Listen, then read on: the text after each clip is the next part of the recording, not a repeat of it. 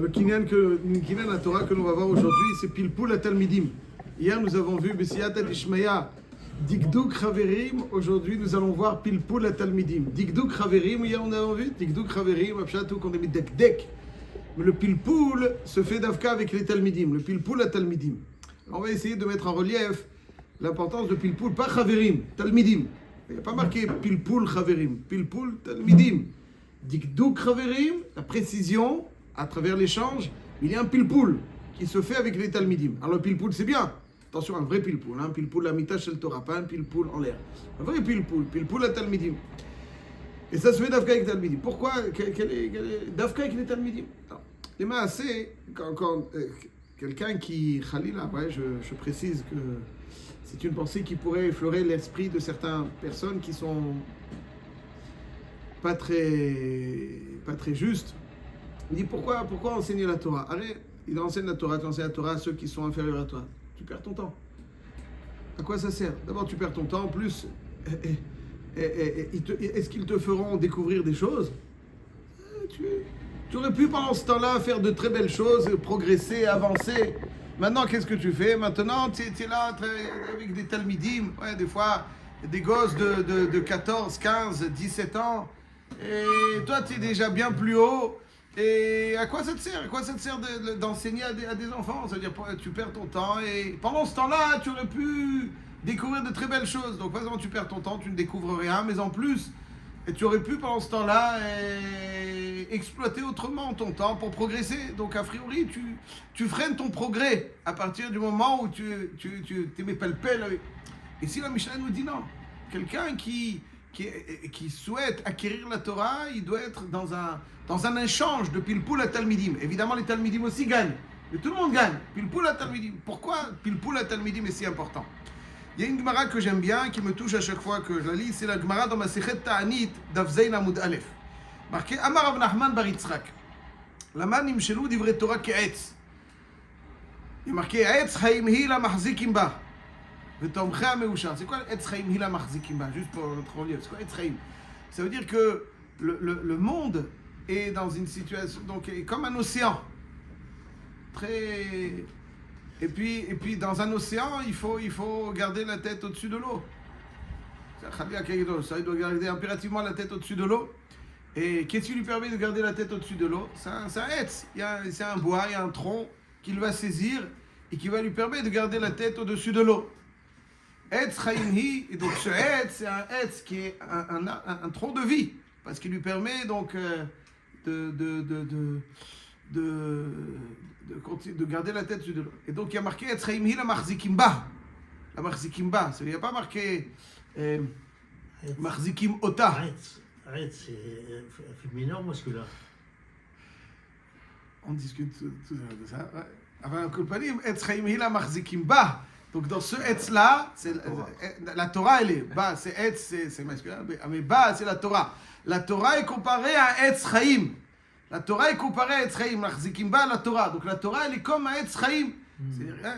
Machzikim Ba, il n'y a pas marqué Machzikim Ota. Ouais, celui qui pense Machzikim Ota, c'est celui qui la soutient. Non, celui qui l'attrape. Machzikim Ota, ouais, c'est celui qui la soutient. C'est pas ça marqué. Machzikim Ba, c'est celui qui la saisit, qui l'attrape, qui s'agrippe à elle. C'est-à-dire celui qui ne sait pas saisir la Torah, Khalila, il se noie. Il ne se rend même pas compte qu'il est noyé. Il est noyé. Etz Chaim hi la Machzikim Ba. Tzarich lachzik. Tomcha meushar. Tomcha meushar. Meusharim. Celui qui tomech ba, celui qui la soutient. On dit meushar. Aval, d'abord, Etz Chaim hi la Machzikim Ba. Tzarich lachzik. Ça c'est le pshat, c'est le pshat pashut Etz Chaim hi. Nous dit la Gemara, Etz Chaim hi, ça vient nous dire pourquoi c'est comparé à Etz Davka, pas une autre chose qui flotte et qui pourrait nous dire pourquoi Etz Davka, parce que ça veut insinuer l'idée suivante. Ma Etz, Katan madlik et agadol, av talmidei chachamim, ktanim mehaddedim et agedolim. Ça veut dire que quand on souhaite allumer un foyer, alors on commence par les gros morceaux de bois ou les petits morceaux de bois. Les gros morceaux de bois, ils sont trop gros. On commence par les petits. Eux, ils sont saisis par le feu. Et lorsque les petits morceaux de bois sont saisis par le feu, ils vont allumer les grands morceaux de bois. Alors, il dit que Ma'etz katan madlik et agadol. Le katan, c'est lui qui permet au gadol d'être flamboyant. C'est la même chose. Torah, le katan, il est mechaded et agadol. Ça veut dire qu'on voit quelqu'un de katan, on voit quelqu'un de gadol. Pour que le gadol, donc un talmid chacham gadol, talmid chacham moins grand, pour que le gadol soit gadol, c'est le katan qui va l'allumer. De la même manière qu'un petit bois, c'est celui qui met le feu au grand, celui qui est un peu plus petit, c'est lui qui allume le grand. Des questions, par exemple. Alors, le Il Chawar, pose une question, alors ça réveille l'aura. exactement. Alors pourquoi, voilà, exactement. Pourquoi c'est exactement, Monsieur Cohen, comme vous dites si bien. Pourquoi c'est Davka le Katan il m'a dit qu'est Gadol? Quel rapport? La réponse est la suivante, Rabotai. La réponse est la suivante. Parce que le Gadol, des fois, il voit sa perspective, son champ de vision est différent de celui qui est du Katan. Le Katan, il voit des choses que le Gadol ne voit pas. Il voit des choses que le Gadol ne voit pas. Des fois, celui qui a l'habitude d'étudier avec des plus jeunes, il peut étudier une Suga, et puis bon, il voit, bien entendu, la Suga dans toute sa dimension, dans toute sa profondeur, certes. Il y a des détails, des fois, qui sont très importants, et qui finalement peuvent lui échapper. Parce que lui, il est tout de suite dans le... Alors que celui qui... il voit des choses petites. Le Chavod Dat dans sa Akdama, un Chavod Dat, c'est le Netivot HaMishpat, c'est un des plus grands génies des derniers siècles, dans son introduction avec beaucoup d'humilité. Il dit, pourquoi un Talmid Chacham, il s'appelle Talmid Chacham? Parce que quel que soit son niveau, il est toujours élève.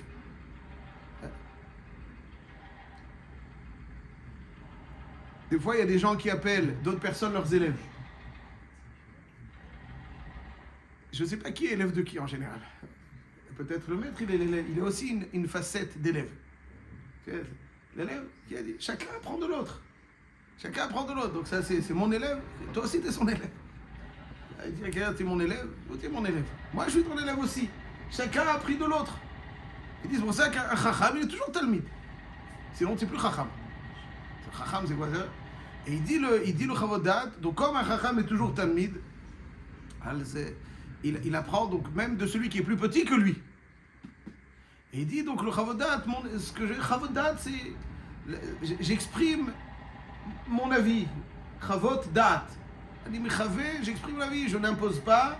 Et puis celui qui est plus petit va toujours faire découvrir quelque chose à celui qui est plus grand. Dans son humilité, il dit ça. Exactement le Yesod qu'a marqué ici. Ça veut dire que le Katan, il est Madlik et Agadol. Ça veut dire que le Gadol, il y a des choses qui ne peuvent pas le saisir. Il est trop gros, trop grand. Trop grand. Il ne voit pas ces petits détails. Alors, le Katan, lorsque on va étudier avec lui, alors c'est lui qui va permettre au Gadol d'être saisi par ces idées qui lui l'ont saisi. Le Gadol, il voit grand. Le Katan, il voit les petites choses. Ça, c'est le Yesod de Katan, Madlik et Agadol. C'est pour ça qu'on dit que... c'est intéressant. Ça veut dire que pour être dans le Chaim, il faut être Chaim hi. Le Etz, Katan, il est Madlik Gadol, c'est un Etz Chaim. C'est ça qui est marqué ici. D'après cette interprétation, ça veut dire que le Katan, il est vital. C'est ça qu'il faut bien comprendre. C'est-à-dire celui qui a tort a l'impression qu'il perd son temps. Il a rien compris. Il y a des choses que seul tu ne peux pas, aussi grand que tu sois, tu ne peux pas découvrir. Il y a des choses que c'est uniquement avec le contact de ceux qui paraissent a priori plus petits. Ils vont te permettre de mettre le doigt sur des choses. Donc quand on étudie avec des élèves, c'est eux qui vont te permettre de mettre le doigt sur... L'exemple le plus probant et le plus évident, c'est celui de Rabbi Yochanan. Rabbi Yochanan qui ne peut plus vivre sans Resh Lakish. C'est ça, Etz Chaim. C'est-à-dire le Etz Katan qui Madlik et Agadol, c'est vital, il ne faut pas le voir, bon ok, il va me rajouter quelque chose, mais j'aurais pu m'en sortir sans. C'est vital. Chaque goutte de Torah, elle est vitale. C'est-à-dire, il faut que tu le vois en tant qu'élément vital. C'est-à-dire que sans ça, il y a des choses qui t'échappent. Et ça se fait dans une dynamique. C'est pas simplement le Rav qui l'a, mais c'est l'élève aussi qui permet au Rav donc de découvrir des choses et qui le Rav lui fait découvrir. Et c'est dynamique. Et ça, c'est vital. Rabbi Yochanan, sans Resh Lakish, il n'avait plus le pilpoul à Talmidim, il avait plein de Chaverim. Celui qu'on lui a amené aussi, il lui a apporté des preuves. Comme un Chaver. Mais lui, moi j'ai besoin d'un élève qui m'interroge, qui me sollicite. C'est pas ça qu'il dit Rabbi Yochanan. C'est pour ça qu'il n'a pas pu résister à la disparition de Resh Lakish. Parce qu'il sentait qu'il y avait des choses qui lui échappaient. Mais pourtant Resh Lakish était son élève. Mais qu'est-ce qui peut échapper au maître sans son élève? Mais énormément de choses. Pour celui qui aime la Torah, ces choses-là lui sont vitales. Il n'y a pas de détails dans la Torah. Il y a pas. Tout doit être clair et tout doit être. Ça c'est Etz Chaim. C'est-à-dire ce Etz Katan, il est vital pour le Etz Gadol.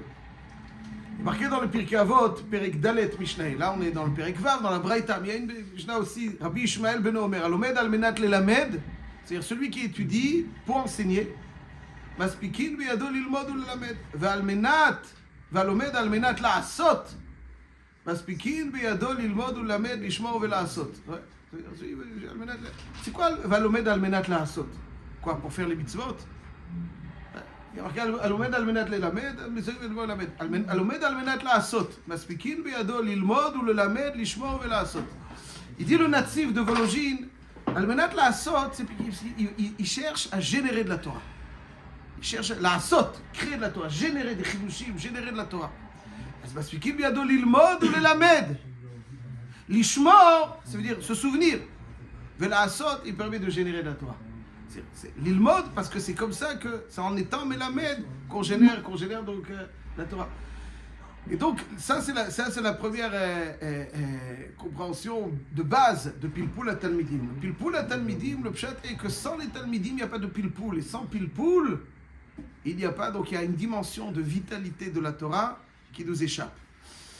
Il y a une Gemara aussi dans Masechet Brachot, Daf Nun Vav Amud Bet, la Gemara dit que Haroé be'er b'chalom. Il y a marqué celui qui voit be'er b'chalom. Il y a tous les Gemarot qui parlent des symboles, des rêves. Il dit Rav Natan Omer matzah Torah. Ki motzi matzah hayim uchtivacha be'er ma'im hayim. Matzah Torah, c'est-à-dire celui qui voit un be'er, c'est la Torah. Ça veut dire quoi? Ça veut dire que la Torah, c'est quelque chose qui est une source qui doit jaillir de l'intérieur. Le BR, c'est pas un bord. Le bord, c'est un puits qui accueille de l'eau de pluie. Le BR, c'est de l'eau de source. Ouais. Le BR, c'est l'eau de source. C'est ça le BR. La Torah, elle est considérée un BR parce qu'il y a quelque chose qui doit jaillir de l'intériorité. Il y a des chidushim qui jaillissent de l'intériorité. Ouais. C'est-à-dire celui qui a un peu d'expérience, ouais, il y a des fois, il y a quelque chose qui n'est pas clair, et comme par hasard, entre guillemets, comme par hasard avant un chiour, hop, il y a quelque chose. Quelque chose qui est, je dis, avec beaucoup d'humilité, le vendredi soir, des fois je réfléchis, qu'est-ce qu'il y a? Pitom, pendant le Lechado dit en général, je ne sais pas pourquoi, tout d'un coup, hop, et j'essaye de penser à ce que je dis, hein. Mais il y a quelque chose tout d'un coup qui change en 2 secondes, 3 secondes, quelque chose qui change toute la physionomie de comment tu dois dire, ce que tu dois dire, ça change tout. C'est-à-dire que, en fait, il y a quelque chose en nous qui est enfoui. Mais il faut, à l'image d'une source, il faut débarrasser ce qui obstrue pour laisser jaillir ce qui est à l'intérieur. C'est la même chose donc dans la Torah. Il faut enlever. Et ça, naturellement, ça jaillit. Ça, c'est Matzah Torah. La Torah, elle est comme ça. Celui qui voit Be'er Bachalom, Yitzpeh la Torah. Et qu'est-ce qui permet donc de débarrasser certaines choses? C'est Pilpoul HaTalmidim. Pilpoul HaTalmidim, c'est-à-dire qu'ils te font découvrir. Ils voient ça, Mapshat ici. La question, c'est ce qui permet de découvrir ce qu'il y a en dessous. À quoi elle sert une question? Elle permet de découvrir ce qu'il y a en dessous. S'il n'y a pas de question, alors il n'y a pas de clé. La question, elle est là pour découvrir. Sans question, il n'y a pas de clé. Moi, je vais faire des questions et celui-là, il dit non. Alors, vous Après tes questions. Azak, ça c'est pour la Talmidim. C'est pour ça que Davka, avec ça, on découvre des choses. Ça, il faut bien comprendre. Tu enseignes à un enfant de 10 ans, tu fais une Mishnah. Il va te poser des questions que tu ne t'aurais pas posées si tu avais étudié seul. Chaque fois, il faut être dans cet état d'esprit. Celui qui donne, il ne perd jamais. Et là, je rajoute encore quelque chose. Pas simplement le Talmud va lui faire découvrir des choses. Ok, ça c'est vrai. A priori, pendant ce temps-là, ok, tu me dis, qu'est-ce que tu me dis? Tu me dis que sans Pilpoul Talmidim, sans ça, il y a des choses qui t'auraient échappé. Et qui sont vitales. Et qui vont jaillir de toi. Ok, soit. Mais a priori, pendant ce temps-là, j'aurais pu découvrir de grandes choses, d'autres grandes choses. Alors c'est vrai qu'il y a des petites choses qui vont échapper. Mais quand même, j'ai perdu quelque chose. Faux! Faux! Là, je dis très rapidement pour terminer. Il y a marqué quand Akadosh Baruch Hu voulait détruire Sodome, il dit Amechase ani me Avraham et Asher ani oseh. Est-ce qu'il est concevable que je ne révèle pas à Abraham ce que j'ai l'intention de faire? Pourtant, Abraham, etc., etc. Alors, on a comme l'impression que Hachem pense, est-ce que je dois cacher Abraham? Est-ce qu'il est concevable que je cache? Dis-le, tu veux lui dire, dis-le. On a besoin d'exprimer ce raisonnement d'Hachem. Est-ce qu'il est concevable? Hachem lui veut dire, mais qu'est-ce qu'il dit? Il dit le Khatam Sofer, un grand yesod. Il dit, Be'etzem, quand quelqu'un, pour avoir la Nevoua, il faut bien souvent s'isoler. C'est-à-dire se déconnecter de la société, s'isoler d'une forme d'isolement au moins temporaire. Quelqu'un, donc, il peut être plus enclin à écouter, donc à réceptionner un message d'Hachem. Mais quand tu es avec tout le monde, comme Moshe Rabbeinu, mais là, il y a des vignes qui s'isolent des fois pour... Avraham Avinu, il était tellement dans la dynamique du don qu'il ne s'isolait pas toujours. Et donc, il n'y avait pas des moments où Hachem souhaitait lui parler, mais il était entre guillemets occupé. Donc, il n'y avait pas le... Alors, Hachem dit qu'il a l'intention donc de faire ce qu'il devait faire à Sodome, mais Abraham n'est pas en situation d'avoir connaissance de cela, parce que il est constamment occupé, donc comment il pourrait percevoir cette névoie? Et là-dessus, Hachem dit, Amechase ani me Avraham, est-il concevable que parce qu'Abraham s'occupe des gens, quelque chose, une névoie lui échappera? C'est ça, Amechase ani me Avraham. Ça veut dire quoi, Amechase ani me Avraham? Il n'est pas en matzav. Mais c'est il n'est pas en matzav. Est-il concevable que... Est-il concevable qu'il y a quelque chose qui lui échappe? Alors je dis, c'est pas shoot ou barour, pour te souligner encore une fois qu'il y a un tout petit peu d'expérience. Tu as l'impression que tu perds quelque chose, tu ne perds rien. Il y a une siyata d'Ishmaya. Celui qui a siyata d'Ishmaya dans la vie, il a tout. Celui qui n'a pas, il n'a rien. Il n'a rien. Il pense que toi, tu peux rien faire. Tu peux rien faire. À 20 ans, tu as l'impression que tu peux faire. Tu sais que s'il n'y a pas de siyata d'Ishmaya, rien du tout dans aucun domaine. Si tu t'es investi et tu as l'impression que tu perds quelque chose, sache que tu ne perds rien. Donc pas seulement le Talmud, il te permet de découvrir des choses qui seul tu n'aurais pas découvert, mais même ce que tu as l'impression de perdre, parce que pendant ce temps-là, tu aurais pu, sache-le que c'est faux. Avec la siyata d'Ishmael, Kadosh Baruch Hu, il va te priver de strictement rien que tu aurais pu acquérir, si ce n'est que tu t'étais occupé. Tu as l'impression qu'Abed et Avicha et Imecha, les gens ont l'impression que lorsqu'ils vont aller rendre visite à leurs parents, lorsqu'ils vont les appeler, ils perdent du temps. Quelqu'un qui fait quelque chose, tu perds du temps, tu en gagnes. Allez, je prends 1 heure, pendant cette heure-là, j'ai plein de choses à faire. Au contraire, en étant mechabed, tu vas avoir un richut yamim. La même chose, c'est l'impression que des fois, tu vas rater des choses, tu ne rates rien. Même Rabbi Belida. Même Rabbi Belida qui est répété 400 fois. Donc, ces heures qu'il a consacrées à son élève, il y a une siyata d'Ishmael, tu ne perds rien. Donc, Pilpoul Talmidim, celui qui sait donner dans tous les domaines de la vie, dans la Torah, pas simplement il gagnera, que le Talmud permettra de découvrir des choses que lui seul n'aurait jamais découvert, mais même ce qui pendant ce temps il aurait pu découvrir, Hachem fera en sorte qu'il y a une siyata d'Ishmael.